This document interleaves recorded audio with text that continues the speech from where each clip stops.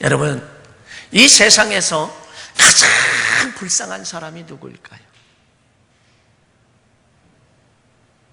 이 세상에서 가장 불쌍한 사람, 이 세상에서 가장 불행한 사람, 여러분들은 마음속으로 이미 이런 사람이 가장 불쌍하지, 이런 사람이 가장 불쌍하지 하며 여러분 마음속으로 아마도 떠올리리라 생각을 해요. 이 세상에서 가장 불쌍한 사람이 누구일까요? 돈 없는 사람일까요? 아니라고 생각합니다. 나이가 많아서 늙었는데도 의지할 사람이 없어 홀로 고생하는 사람입니까? 그 사람이 가장 불쌍한가요? 아니라고 생각합니다. 병든 몸으로 침상에 누워 죽을 날만 기다리는 사람이 가장 불쌍할까요? 아닐 것 같아요. 치매에 걸려서 자기 집이 어딘지 찾지 못하는 그런 사람일까요? 아닐 것 같아요. 그러면 자식이 없는 사람입니까? 아닙니다. 가족이 없어 고독하게 살아가는 사람입니까? 아니에요. 배움이 없어서 무식하다는 소리를 듣는 사람입니까? 아닐 것 같아요. 직장이 없는 사람일까요? 아니에요. 고아일까요? 아니에요. 그럼 도대체 이 땅에서, 이 세상에서 가장 불쌍한 사람이 누구일까? 제가 그래서 인터넷을 쳤어요. 인터넷을 쳤더니 무슨 얘기가 나오냐면 이 세상에서 가장 불쌍한 사람은 바로 예수쟁이다. 그러면서 이렇게 써놨어요. 예수쟁이는 가장 놀기 좋은 일요일 날 놀 수 없으니 불쌍한 사람이다. 예수쟁이는 술도 마실 수 없으니 불쌍한 사람이고, 예수쟁이는 담배도 필 수 없으니 불쌍한 사람이고, 예수쟁이는 수입의 11분의 1은 가질 수 없으니 불쌍한 사람이고, 예수쟁이는 부정한 돈을 받을 수 없으니 불쌍한 사람이고, 예수쟁이는 자신을 종이라고 하니 불쌍한 사람이다. 그렇게 써놨어요. 사도 바울이 고린도 교회에 보낸 편지 가운데서라도 예수의 부활이 없다고 하면, 예수가 죽은 자 가운데서 살아나는 일이 없다고 하면 우리는 이 세상의 다른 사람들보다 더 불쌍한 사람이라고 고린도전서 15장 19절에 가보면 이렇게 말합니다. 만일 그리스도 안에서 우리가 바라는 것이 다만 이 세상 삶의, 이 세상의 삶뿐이면 모든 사람 가운데 우리가 더욱 불쌍한 자라. 그렇게 고린도 교회 교인들에게 이야기합니다. 그리고 또다시 제가 하나를 찾았습니다. 그린 힐스 교회 정기성 목사님이라는 분이 이런 글을 써놨어요. 이 세상에서 가장 불쌍한 사람은 예수 믿지 않는 사람입니까? 예수 믿지 않는 사람일까요? 예수 믿지 않기에 지옥 가기 때문에 가장 불쌍한 사람입니까? 그러면서 자기가 써놓고 묻기를 그렇게 묻고, 아닙니다. 예수 믿는다고 말하지만 그 길을 따르지 않는 사람이 이 세상에서 제일 불쌍한 사람입니다. 예수를 믿는다고 하면서도 믿는 것도 아니고 안 믿는 것도 아니고 그저 이것도 아니고 저것도 아니고 어정쩡하게 예수 믿는 사람이 가장 불쌍한 사람입니다. 세상 사람들은 세상에서 향락을 즐기고 쾌락을 즐기고 놀고 신나게 술 먹고 담배 피고 노름하고 바람 피고 뭐 이런 거 다 하며 사는, 그동안은 행복한 것처럼 살아가는데, 예수 믿는 사람들은 예수 믿는다고 말하면서도 시원찮게 믿고 이것도 아니고 저것도 아닌 그 사람들은 그런 것을 하지 못하니 세상의 쾌락도 몰래 즐겨야 되고, 마음은 세상 사람과 다를 바 없는데 세상 친구들 하나 둘 외면하니 마음이 아프기도 하고, 괜히 예수 믿는다고 했나 때로는 후회도 하고요, 마음에 고통이 있어도 풀 길이 없고 술자리에서도 풀 수가 없고, 기도하기는 미안하고 교회에서 거룩한 척 해야 하고,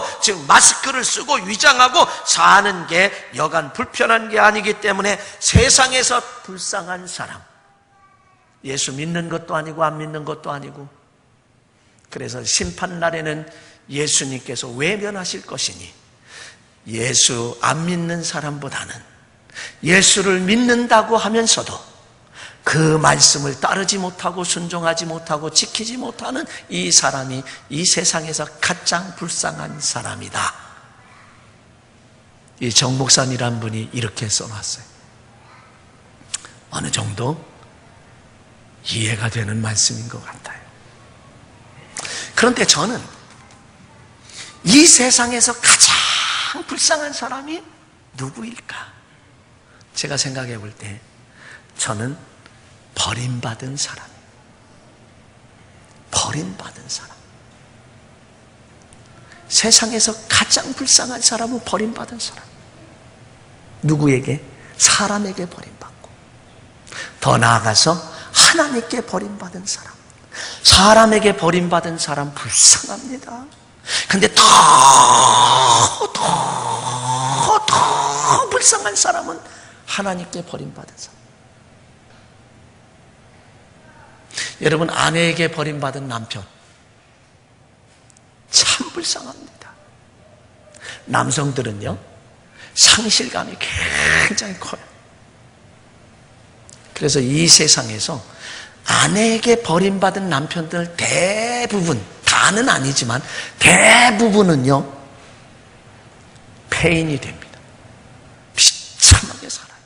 아주 불쌍하게 살아요. 그런데 남편에게 버림받은 아내는요, 좀 달라요. 불쌍한 것 같지만, 그러나 그분들은 그래도 어떻게든 살아가요. 남성들이 강한 것 같으면서도 그렇지 못하다.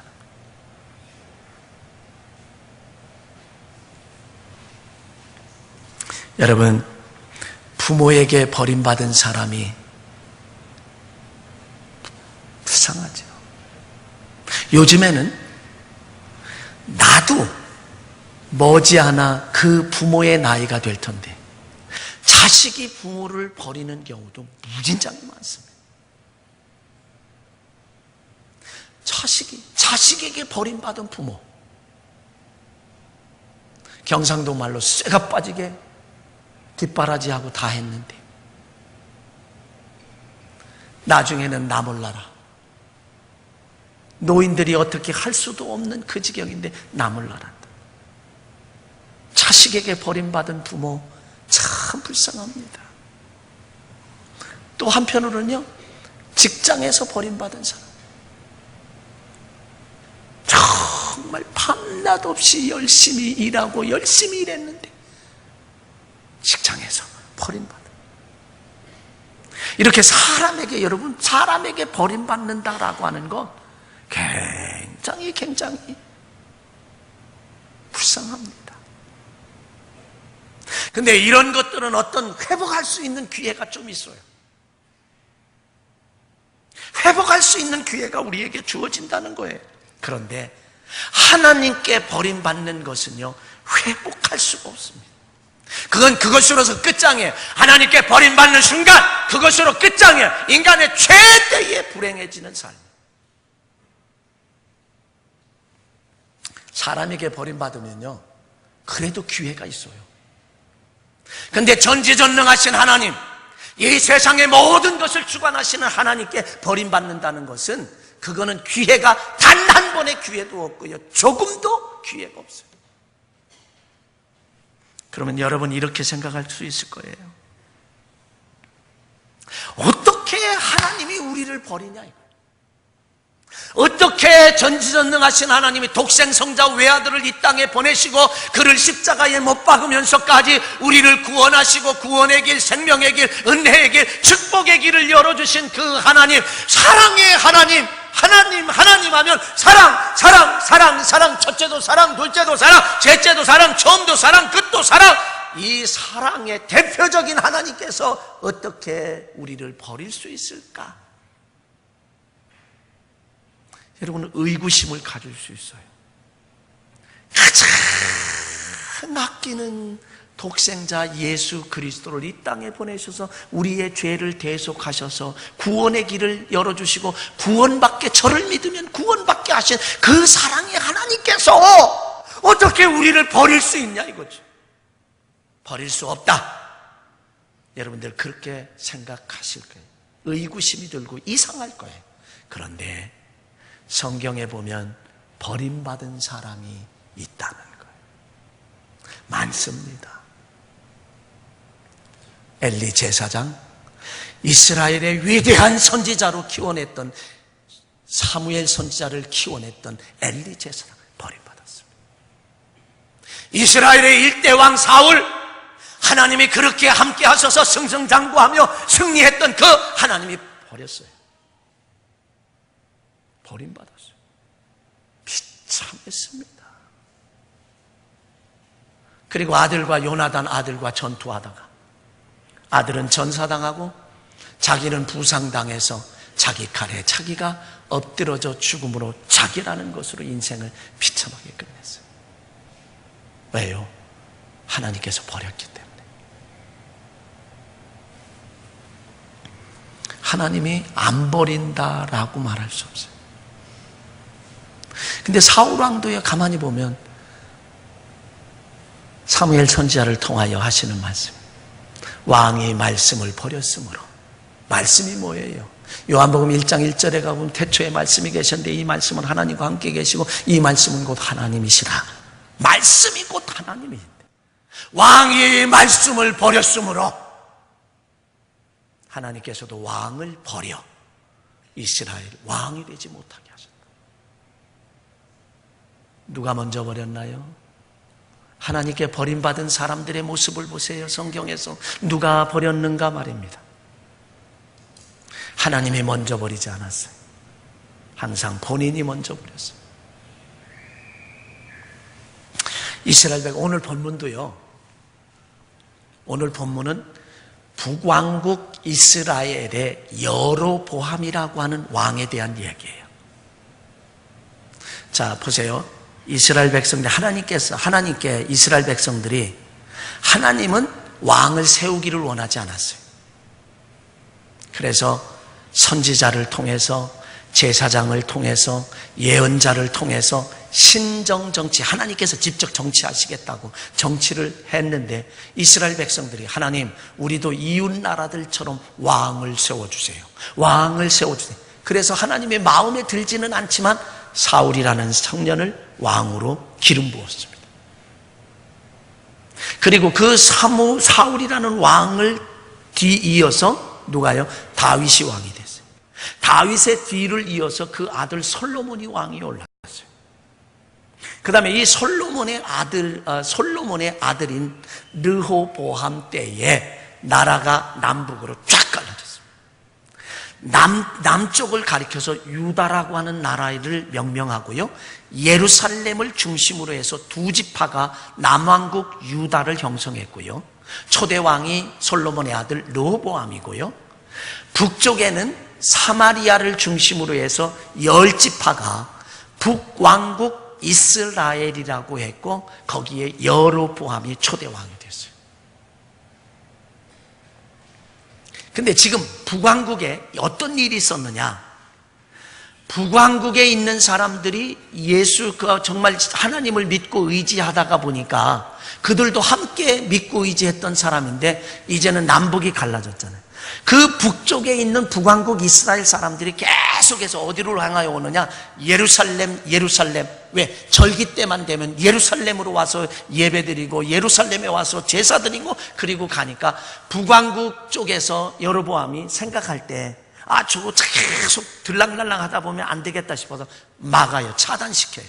차단을 시키고 사마리아에 성전을 하나, 오늘날로 얘기하면 성전을 하나 세웠는데 거기에 우상을 갖다 놓고 그리고 섬겨라, 우리를 인도한 우리의 하나님이시다 이렇게 얘기해서 우상의 도가니로 만들어요. 그러므로 북왕국 이스라엘이 19명의 왕이 200년 동안 그들 주전 922년부터 722년까지 약 200년간 19명의 왕이 북왕국 이스라엘을 다스렸어요. 그 19명 왕 가운데 단 한 사람도 하나님의 구원을 받지 못하고 모두가 다 버림받았다라고. 19명의 왕들이 다 버림받았어요. 한 명도 구원받지 못해 하나님의 버림을 받았어요. 그 대표적인 사람 한 사람, 오늘 본문에 나오는 여로보암이라고 하는 왕입니다. 하나님의 버림을 받았습니다. 하나님의 버림을 받았던 가장 큰 이유를 본문에서 우리에게 말씀해 주고 있어요. 오늘 14장 1절에 가보면 그때의 여로보암의 아들 아비야가 병든지라. 여로보암의 아들이 병들었어요. 그랬더니 여로보암이라는 왕이 그 아내에게 이렇게 말해요. 여보, 저 선지자를 좀 찾아가요. 아이야 선지자를 찾아가서 어떻게 찾아갔냐? 변장을 좀 해요. 당신이 여로보암의 왕의 아내인 왕비를 나타내지 말고 변장을 내서 숨기고 가서 이 아이가 살겠느냐 물어봐요. 그리고 변장을 하고 가요. 그때에 하나님께서는 이 선지자 아이야에게 이미 말씀하셨어요. 이제 여로보암의 아내가 왕비가 이렇게 자기를 꾸미고 변장을 하고 너에게 올 텐데 너는 이런 예언을 해라, 이런 말씀을 전해라. 그리고선 이미 알려줘요. 이 선지자 아히야 선지자는요, 눈이 어두워서 잘 못 본다 그랬어요. 그러니까 변장을 하고 가면 능히 속일 수 있고 속일 수 있다라고 생각하는 게 바로 여기 열왕기상 14장에 나타나는, 열왕기상 14장에 나타나는 내용이에요. 그래서 이 여로보암의 아내가 변장을 하고 선지자에게 왔어요. 선지자에게 오니 하나님이 선지자 아이야에게 말씀하신 거 이렇게 꾸미고 올 것이다 라고 말을 했잖아요. 그랬더니 6절에 보면, 오늘 본문 6절에 가보면 그 여로보암의 아내가 발을 들여놓을 때에 선지자 아이야가 눈을 앞을 잘 보지는 못하지만 뭐라고 이야기하느냐? 6절 7절에 가보니까 여로보암의 아내여 들어오라. 내가 어찌하여 다른 사람인 채 하느냐? 흉한 일을 내게 전하겠다. 그러면서 가서 여로보암에게 말해라, 왕에게 말하라, 그렇게 얘기해요. 여러분, 사랑의 하나님께서 여로보암 이 왕을 버리신 이유가 뭐겠어요? 그 왕을 버리신 이유가 뭐예요? 오늘 7절의 본문에 있는 말씀에 가보면 하나님께서 여로보암을 이스라엘의 주권자로 삼았다는 거예요. 주권자로 생각. 여로보암이 똑똑해서 세운 것이 아닙니다. 여로보암이 착해서 세운 것도 아닙니다. 여로보암이 잘나서 세운 것도 아닙니다. 여로보암이 탁월한 능력을 가졌기 때문에 세운 것이 아니라 하나님께서 그를 북왕국 이스라엘의 주권자로 왕으로 세워주셨다라고 하는 거예요. 그러면 이게 얼마나 하나님의 큰 은혜입니까? 하나님의 큰 사랑입니까? 그러면 감사해야 하는데 그 하나님의 은혜에 보답하기는커녕, 감사하기는커녕 그는 하나님의 가장 싫어하는 일을 했다는 거예요. 여러분, 역대하 32장에 가봐도요, 유다 왕 히스기야 왕이 하나님의 은혜에 보답하지 아니함으로 하나님이 그에게 재앙을 내리시는 모습도 봐요. 하나님의 은혜에 보답하지 아니함으로. 여러분, 저와 여러분은 하나님의 은혜에 항상 감사하며 살아야 할 줄로 믿습니다. 하나님의 은혜에 항상 보답하며 사는 삶이 우리에게 있어져야 할 줄로 믿습니다. 그런데 그 은혜에 여로보암 왕은 보답하지 않았어요. 오히려 하나님의 가장 싫어하는 일을 했어요. 자, 첫 번째 무슨 일을 했느냐? 9절에 가보니까 다른 왕들보다 더 악을 행하였다라고. 다른 왕들보다 더 악을 행하였다. 9절에 보니까 이렇게 말했어요. 내 이전 사람들보다 더 악을 행하고 라고 말했어요. 예? 다른 사람들보다 더 그전의 왕들보다 더 악을 행했다. 두 번째는요, 자기를 위하여 다른 신을 만들었다는 거예요. 9절에 있는 말씀에 자기를 위해서 다른 신을 만들었다고. 9절에 가보니까 또 그래, 가서 너를 위하여 다른 신을 만들며. 다른 신이 뭐예요? 여로보암에게 다른 신이 뭐예요? 여로보암에게 다른 신은 다른 하나님, 자기가 지금까지 믿고 있던 그 하나님이 아니라 다른 것을 만들어 놓고 그게 하나님이라고 믿고 있다는 거죠. 세 번째는요, 우상을 부어 만들었어요.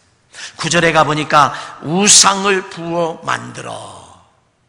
하나님의 가장 싫어하는 일들만 골라줘. 우상. 그 다음에 또다시 뭐라고 해요? 15절에 가보니까 아세라 목상을 만들었다. 15절에 그들이 아세라 상을 만들어. 그렇게. 그러니까 하나님의 가장 싫어하는 것들만 했어요. 은혜를 보답하기는커녕, 감사하기는커녕, 주권자로 삼았고 권력을 주셨고 은혜를 주셨고 축복을 주셨고 그런 응답을 주셨고 모든 것 주셨는데 감사하기는커녕, 은혜에 보답하기는커녕 하나님의 가장 싫어하시는 이제 더 악을 행하고 자기를 위해서 다른 왕을 신을 만들고 하나님을 만들고 우상을 부어 만들고 아세라 목상 우상을 만들어서 그러므로 9절에 보면 하나님이 진노하셨다. 하나님을 노엽게 했다. 나를 노엽게 했다. 그리고 15절에 있는 말씀에 가보면 여호와를 진노하게 했다. 그렇게 말씀을 하고 있습니다. 자, 그런데 그래서 이렇게 하나님의 가장 싫어하는 일을 행했을 때, 그럴 때에 여로보암의 집에 내려진 재앙이 10절에 있는 말씀에 가보니까 여로보암에게 속한 자, 매인자나 노인자나 다 끊어버리고 쓸어버리겠다. 매인자는 종을 이야기하고요, 노인자는 자유한 사람을 말해요. 어떤 면에서는 자기 자식들. 그러니까 이 여로보암이 다스리는 이스라엘의, 북왕국 이스라엘의 매인자나 노인자나 다 사내들은, 남자들은 다 죽는다는 거죠.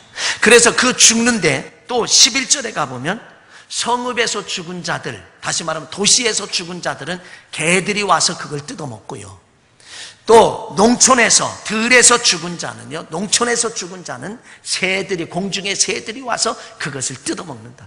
얼마나 여러분 비참하겠어요. 북왕국 이스라엘에 이런 역사가 각 곳에, 사내들은 다 죽었으니 이런 역사가 있다는, 이것보다 더 큰 재앙이 어디 있어요. 하나님의 버림받은 자의 모습입니다. 세 번째 가보니까 여로보암의 아내에게 이렇게 말해요. 아이야 선지자가 말해요. 여로보암 아내에게 가라. 내 발이 성읍에 들어갈 때 아이가 죽는다는 거예요. 근데 실제로 성읍에 딱 당도하다 그 아들이 죽는 모습을 우리는 봐요. 하나님께서 아이야 선지자에게 말한 것처럼, 또 아이야 선지자가 여로보암의 아내에게 말한 것처럼 그 말대로 죽었다라고 하는 것이 12절과 그리고 17절, 18절에 나타나는 내용의 말씀입니다. 왜 그랬을까요? 여로보암은 다른 왕들보다 더 악하고 자기를 위하여 하나님을 만들었고 우상을 부어 만든 죄, 이것 때문에, 아세라 목상을 이제 만든 것 때문에 사랑의 하나님께서 여로보암을 버리신 것입니다. 그래서 여로보암은 하나님의 버림을 받은 이 세상에서 가장 불쌍한 사람이 되었다라고 하는 사실. 근데 여러분 16절을 보시면 이렇게 이야기했어요. 여호와께서 여로보암의 죄로 말미암아 이스라엘을 버리시리니 이는 그도 범죄하고 이스라엘로 범죄하게 하였음이라 하니라. 여기서 중요한 게 있어요. 이 북왕국 이스라엘의 지도자인 여로보암이 하나님 앞에 죄를 범했어요. 악을 행하고 우상을 만들고 아세라 목상을 만들고 이런 일들을 했어요. 그러니까 그것이 북왕국 이스라엘 사람들에게도 죄를 범하게 했다. 아까 초두에 말씀드린 것처럼 사마리아에다가, 우리로 얘기하면 지금 성전을 만들어 놓고 우상을 세워놓고 우리 하나님이다, 그렇게 얘기했다. 그래서 이스라엘 백성들로 하여금 죄짓게 만들었다. 지도자가 얼마나 중요한지 몰라요. 그래서 한 가장이 얼마나 중요한지 몰라요. 가장이 바로 서지 못하면 그 온 가족이 다 고생을 해요. 교회도 마찬가지입니다. 주의 종이 바로 서지 못하면 모든 성도가 다 어려움을 당해요. 나라도 마찬가지입니다. 대통령이 바른 정치 바르게 하지 못하면 100년을 내다보고 1000년을 내다보고 다음 세대를 내다보지 못하면 백성들이 다 고생해요. 지도자는 그래서 중요한 겁니다. 그렇기 때문에 우리는 지도자를 위해서 기도하는 거예요. 어떤 사람은 너무 마음에 들고 지금 대통령이 너무 마음에 들고 너무 좋기 때문에 그를 위해서 기도하는 사람이 있는가 하면, 어떤 사람은 마음에 들지 않지만 그럼에도 누가 위에서 기도해야, 정치가가, 대통령이 최고의 지도자, 수권자가 바로 서야 하기 때문에, 그래야 우리 백성들이 내가 편안하기 때문에 위에서 기도한다는 거예요. 이런 이유든 저런 이유든 우리는 기도해야 할 책임이 있어요. 그게 로마서 13장 1절에 너의 권세를 낸 것은 하나님이니 권세자들을 위하여 기도하라. 사도 바울이 로마 교회 교인들에게 그렇게 말씀한 것처럼, 왜? 결국은 우리 자신이 평안함을 위해서. 지도자가 이렇게 중요해요. 봐요. 16절에 가보니까 이 죄로 말미암아 여로보암이, 여호와께서 여로보암의 죄로 말미암아 이스라엘을 버리시리니 이는 그도 범죄하고 이스라엘로 범죄, 백성들로 범죄하게 하였다 라고 하는 이 사실을 우리에게 말씀해 주고 있어요. 사랑하는 성도 여러분, 우리의 삶이 얼마나 중요한지. 그래서 이 배움의 달, 교육이라고 하는 건 굉장히 중요합니다. 우리나라가 조그마한 땅덩어리에 남북으로 갈려져 있으면서도 그럼에도 불구하고 지하자원 풍부하지 않음에도 불구하고 옛날 우리의 부모님들이 논밭 팔아가면서 모든 소를 팔아가면서 먹지 못하면서 공부를 가르쳤어요. 그 배움이 오늘 세계 속에서 우뚝 세워진 경제 대국 가운데 포함되는 거예요. 조그마한 지하자원도 없어. 외국에서 원자재 다 사다가 그거를 잘 만들고 이제 그렇게 해서 팔아서 사는 나라가 이 나라예요. 그게 뭐 때문이에요? 배움 때문에. 여러분, 원자력 발전소요, 우리나라, 그 다음에 프랑스, 러시아, 세 개 나라가 최강대국이에요. 원자력에 대해서는, 원자력 발전소에 대해서는.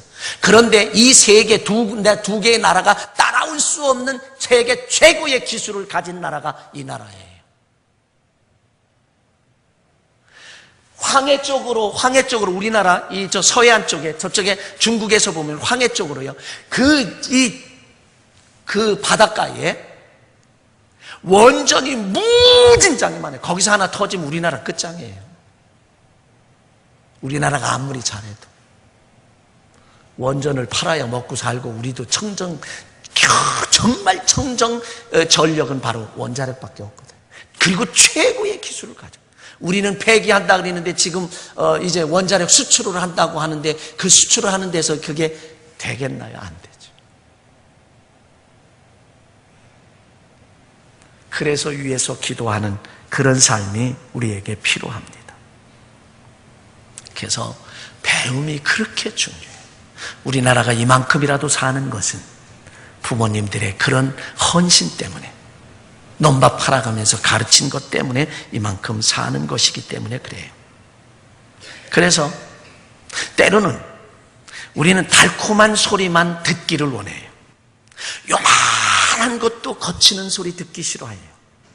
그런데 우리는 때로는 쓴 소리가 참다운 교육이 될 수 있다는 거예요. 그래서 우리는 쓴 소리도 좀 들을 수 있는 그런 우리가 될 때, 그것이 곧 우리에게 축복의 요소가 된다. 오늘 새벽에 제가 그런 설교했어요. 야곱이 그 축복을 받은 것은 누구 때문이냐? 자기의 생명을 찾고 400명의 군사를 데리고 쫓아오는 그 누구 때문에? 에서 형 때문이다. 그래서 베델의 하나님을 만났고, 그래서 기도함으로 말미암아 야복강에서 그가 야곱이 변하여 이스라엘로 바뀌어짐으로, 그래서 그 자녀들을 통해서 이스라엘이 12지파를 형성해 나가는 중심의 가문이 됐다.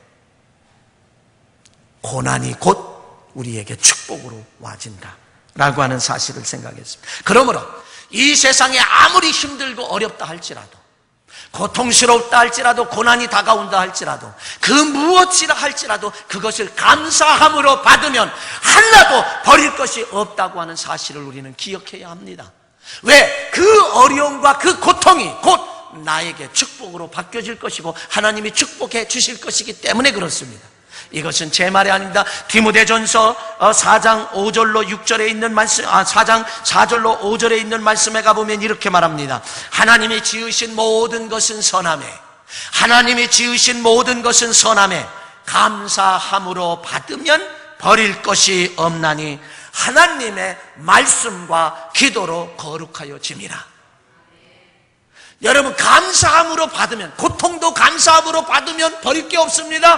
환난도 감사함으로 받으면 버릴 게 없습니다. 실패도 감사함으로 받으면 버릴 것이 없습니다. 여러분, 사람이 나를 힘들게 해도 감사함으로 받으면 버릴 것이 없다는 거예요. 그것은 곧 우리에게 축복으로 변화되기 때문에. 그래서 시편 119편 67절에 있는 말씀에 가보면 이렇게 말합니다. 고난 당하기 전에는 내가 그릇 행하였더니 고난 당하기 전에는 내가 그릇 행했다, 잘못 살았다, 말씀대로 살지 못하고 하나님 뜻대로 살지 못했다. 그러나 이제는 주의 말씀을 지키나이다. 고난을 당하고 나니까 주의 말씀을 지킨다는 거죠. 말씀을 순종한다는 거죠. 그러면 그것이 곧 축복인 줄로 믿습니다. 축복이 된다는 거예요. 그 다음에 시편 119편 71절에 가보면 이렇게 말합니다. 고난 당한 것이 내게 유익이라, 이로 말미암아 내가 주의 율례를 배웠다. 율례를 배웠다. 그러므로 여러분, 이 세상에서 가장 불쌍한 사람, 하나님께 버림받는 사람. 여로보암이 왜 하나님께 버림받았어요? 더 악했어요. 다른 신을 만들었어요. 우상을 만들었어요. 아세라 목상을 만들었어요. 가장 싫어하는 것. 그러므로 저와 여러분이 아무리 힘들고 어렵다 할지라도 모든 것을 감사함으로 받아들일 수 있는, 그래서 이거 그래, 나는 지금 아프고 고통스럽지만 감사함으로 받아야 되겠어. 그러면 하나님께서 바꿔주시고 축복으로 바꿔주실 거야. 아멘. 그런 승리자들 되시길 주의 이름으로 간절히 축복합니다.